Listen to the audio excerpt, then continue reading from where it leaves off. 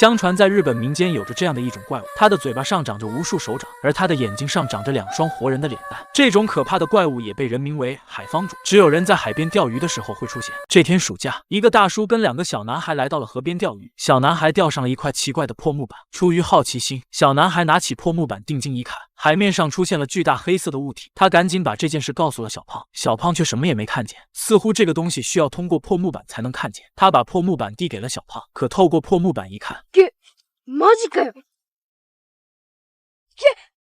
開いた。怪獣じゃね？何言ってんだよ。変な建物じゃん？動いてる。こっち来る。2个小男孩似乎看见了什么可怕的东西，丢下破木板拔腿就跑。大叔也被2个小男孩的举动吓到了，他好奇地走了过去，拿上了破木板，只是往里瞅了一眼。一只巨大的怪物在向海边靠近，这可把大叔吓傻了眼。突然，怪物张开了深渊巨口，